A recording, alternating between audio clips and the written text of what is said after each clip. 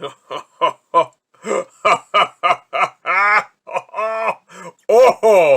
oh, yeah, yes, yeah, yeah, yeah. Ooh, oh, oh, oh, yeah, right? Yeah, yeah, yeah, yeah. Oh, that was the yeah, yes, yes, yes. Uh, it's, it's great. Hey, what's up, everyone? Welcome to another video, and I just got back from seeing a little movie called The Batman. You may have heard of it. Stars a certain man named Robert Pattinson. He's the Batman, and God damn it, I was excited to see this movie. I was so excited. Couldn't wait all day to go see this movie. And I got so many thoughts. Like, weird intro out. Let's just get that. Let's pretend that intro didn't happen. I was so freaking excited to see this movie, and I have so many thoughts. So much so that you might be hearing a little click right there. That's a pen. You ever heard of these? You know, it's like what you do on your phone with the texting, except you do it on this thing. It's called paper. I wrote down notes for what I wanted to talk about in this movie. I know a lot of people that review stuff write notes, but I am lazy, god damn it, so I don't usually. So I got some notes because boy, oh, I got a lot of. I got so many thoughts that there's no way in hell I'm gonna be able to get through it all. So I might make another video in the future. I don't know, maybe I'll do like a spoiler discussion thing. But good lord, I left that theater like, Jesus, that was exactly what I wanted. It really was. Was it perfect? No, but most movies aren't. Was it better than Dark Knight? I'm not too sure. Right now, I'm gonna say no. But it could be one of those things where I look back on, you know, and I'm like, yeah, that was amazing. I don't know. Right now, though, I think The Dark Knight is a better movie. Not that that matters, because this movie was fucking fantastic. I really, really loved it. That 3 hours went by fucking zoom real fast, and that blew my mind, because I thought, like, all right, even movies I really enjoy, like even No Way Home at times felt a little long. This movie, while it does have some issues, I never felt the length. I really didn't, and I didn't have the best seats or the best theater too. Like I went to kind of a crappy theater, and the seats were good, but a little up close and stuff. So it was like it's one of those things where like no matter how good a movie is, if you have like not great seats and a theater that isn't the best quality picture, let's just say, you start feeling it because you're taken out of the movie because of certain things, you know, the chair or the screen quality or whatever. Maybe the bulb is a little messed up in the projector or whatever. But never crossed my mind throughout the entirety of this movie. Both things were wrong, the seats and the freaking projector. So I was completely, I know I keep banging this pen, but I'm really, I've never, ever thought about the runtime. It was exactly what I wanted. It was a thriller with Batman. It was a mystery thriller that was suspenseful, intense, extremely well acted, very well written, with a couple of issues here and there of like conveniences, you know, things that just lining up perfectly. But besides that, like, it is so great. The action, there's not a lot, but when there is, it's great. It's well choreographed. It looks amazing. The cinematography is excellent. The direction is perfect. The casting and the acting is great. It's just one of those movies where like I don't really have too many faults, even like to like a lesser degree, you know, like you can have like nitpicks, like besides a couple, like there really isn't, like I really thought about it. I really sat here looking at my negatives and going like, all right, what did I like? I have two, not major ones, but kind of big, I guess, and then one that's completely minor. It's just me. And that's all. That's really it. Like everything about this movie really worked. The story itself was great. I loved the mystery. The reveals were really well done. There are moments of conveniences. That is one negative I have. It's just like, oh, it's convenient that this character was here, and like, oh, Selina's here, and that's like the next piece of the puzzle for Batman's investigation and stuff. there's a little bit too much of that, just like convenient things happening. You know what I mean? Like, oh, this is happening exactly at the right moment when this also is happening. You know what I mean? So there's a little bit too much of that, I will say. Also, there's some issues with just certain things that happen in the story, just like some logic issues that maybe make sense, but at first I was just like, I don't know. I'm seeing this movie again, by the way. I think once I see the movie again, I'll do a spoiler discussion. But yeah, just the movie itself is fucking intense. It's so intense. It's like there's like at least a half dozen scenes where I was like holding my breath through it. Like there's a scene in this movie that's very much like the scene in The Dark Knight where when Batman is interrogating the Joker. There's a scene like that towards the end that's so intense, so good, so well done. And there's just like multiple scenes like that. The funeral scene, even though I saw the scene online, there's a scene right after that, like the continuation of that scene that is so gripping. I was like, I don't know what's gonna happen. And then when what happened, I was like, oh shit.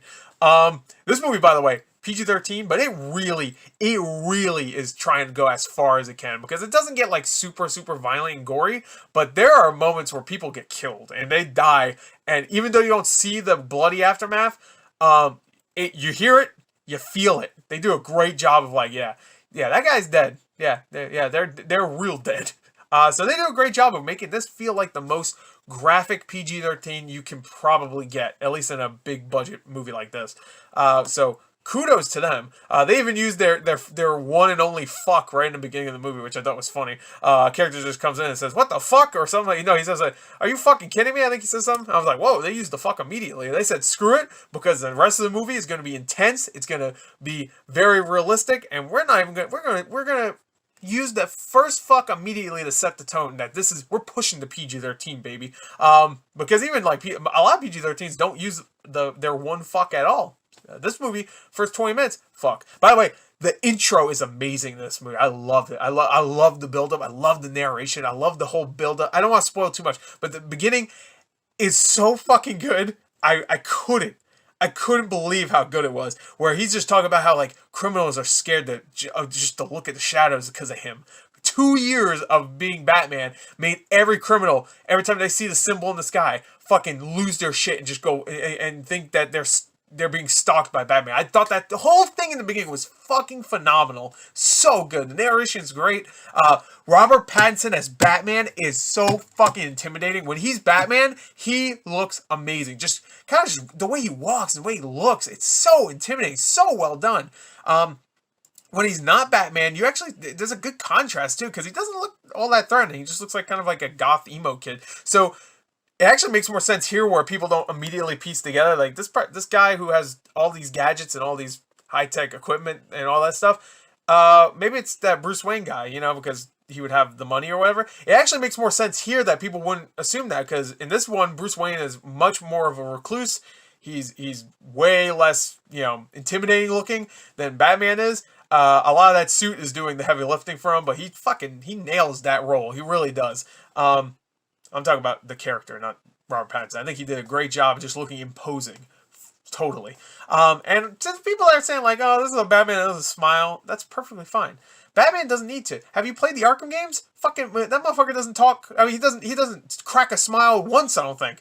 And it's great. I love a Batman that's deadly serious. I love it. I really do. I don't mind like a funny Batman, I guess, you know? It's not really Batman to me, but sure, I guess, you know, like, I mean, Lego Batman's one thing, you know, but, you know, like, even, like, the Ben Affleck one where he's, like, cracking jokes here and there, I don't mind that, per se, but I like me a deadly serious one, very, very serious, at least, yeah, I really like the Batman, the Bruce Wayne aspect, not as good as the Batman stuff, but, hey, he is Batman way more than he's Bruce Wayne in this movie, which I thought was very surprising. I thought we'd see a lot more of, I thought it would be equal, you know, maybe leaning more towards the Bruce Wayne part, but no, it makes sense. He's way more into the Batman role than anything. Oh man, this just made me so excited to see more stuff in this Gotham. This Gotham was so dark and scary looking and fucking just felt so real. You feel like you're in this environment, this Gotham City, and it is so grotesque in the best way possible. It feels like a city you do not want to even be in like a neighboring city to. You get anywhere near it. Like, it feels like it irradiates fucking poison. Like, this whole place is just a nightmare. So let me get to some of the other positives. I love Zoe Kravitz as Selena. I thought she was great. I like that and all the reviews said this too, and I 100% agree. I like that she's vulnerable, but still a badass, you know? And I would say the same thing about Batman here. He's vulnerable, she's vulnerable, they're both perfect together. She's not in the movie as much as I thought she would be. There was like a big... I feel like, considering they were advertising it like it's the Bat and the Cat movie, she's not... There's like big chunks where she's gone for like 30 minutes of the movie, it feels like, or maybe like 20 minutes, and then she comes back, and then she's gone for another 10 minutes, and then she's here, but she's not doing much, you know? So she's not in it as much as I thought she would be, but I think she's great. Her story is actually really well done. I really like what they did with her and her involvement in the story. I think the whole detective aspect of it, too, was great. I will say there is a couple of times where, not even conveniences, but it's just like, it goes back to that Nolan thing where, like, the Batman and Nolan movies, which, by the way, I love the Nolan movies. I already said The Dark Knight is still better. But there's a lot of parts in the Nolan movies where he just punches somebody and goes, "Where are they? Where's the drugs?" Whatever, you know? So it's like detective work where he's just, like, interrogating people, like by beating shit out of them. Here, no, there's a lot more detective stuff, but there is some times where it just becomes like, "What have you done? What is it?" Like, yeah, besides him doing, like, detective work. But there's plenty of that, don't get me wrong. Paul Dano is excellent as the Riddler. There's times where he goes maybe a little over the top, just a little bit, but fuck me, he's scary at times. Dude, the outfit looks great. I love that he switches back and forth between kind of like the Batman voice, where, you know, of course, Bruce has a different voice when he's Batman or whatnot. Like, he does the same thing. The Riddler, he has a dark, deeper voice, and then when he's talking normally, he's like, "Hey, what's up?" He doesn't have a... It's not like that, but like it's a big contrast, which I really liked. I thought his performance is excellent. He's creepy, he's menacing, he's weird and psychotic. He's exactly what I think the Riddler would be, like in a movie like this. Not Jim Carrey, and I know some people like that movie a lot, the Forever one. I don't, but not like that. No, this is how I pictured the Riddler. Yeah, I loved him. I thought he was great. He was a great villain. And he's not the only villain in this movie, let's just say. Not that that's a big spoiler. Obviously, Penguin's in it. Which, by the way, Colin Farrell, fantastic. The makeup was great. And he's not in the movie a lot, but when he's there, he fucking makes an impression. He really does. And I can't wait to see more of him. The cinematography, like I said, is amazing. The action, when there is action, is very well choreographed. If I had to say anything that's a negative towards the action, is that there's a couple of times where it's a little awkward looking, which kind of fits with this Batman, because he's still wearing like a fucking... You might as well be wearing the Batmobile. He's wearing like a tank suit. So there's times where he's moving around. He's like, whoa. But for the most part, very well done. I love all the side characters. I think Jeffrey Wright as Commissioner, or I guess just Gordon, was great. I thought he was awesome. I loved him and Batman's dynamic in this movie. I always think the Gordon-Batman dynamic should always be done well. Nolan did it right. We didn't get to see almost any of it in the DCU, but they did it right perfectly. I actually believe they're kind of growing friendship almost here. I think Andy Serkis is great as Alfred. I will say though, he's not in it as much as I was hoping he would be. He's only in it for a few scenes. That's my only other negative, and that's a negative just for me because I love Andy Serkis. I wish he was in it more. But he is great. He is great. I like that there is an Andy Serkis or a Alfred that's you can believe when he was younger he was a badass. They even mentioned that he taught him how to fight, so which I thought was fun. The score. Oh my god, the fucking score. I wasn't done with the side characters, but everybody did a great job. All the side actors, all that. John Turturro was great. A lot of menacing characters in this, and very realistically portrayed too. But the score, my god! I listened to the three main themes that they posted up on YouTube. You can see my reactions to them if you want. And unsurprisingly, they are way better when they're in context. Who would have thought? I think I said that in those two, that they were already amazing. But in the fucking movie, good lord. I'm not kidding. I know this will not get any Oscar noms. I know that. But it should get nominated for a score next year. Because the score is fucking phenomenal. I think it is one of the best superhero scores I've ever heard. Comic book ones, period. It's so good. I can't wait. I can't wait to just listen to that shit. Like I actually loaded up a little earlier today, just to listen to it some before the movie came out, just so I can get into that vibe, like that Batman vibe. And now after watching the movie, I'm like, no, fuck that. Now I have some visuals to place it in my brain when I'm listening to it. So yeah, so it's intense. It is beautiful looking. It's amazing how they took a 3-hour story. That is a pretty simple story. It's just a serial killer, and there's some reveals later on that were good, but like the whole them trying to get Riddler, the police, him working with the police too is great, because you see a lot of that, him working with the police and having arguments with police. It's so good. And then working with Catwoman, of course. It's just really well done, very realistically portrayed. There's some issues, again, like I said, there's actually one scene, there's a car chase involving Batman and Penguin, which I think everybody's seen in the trailer.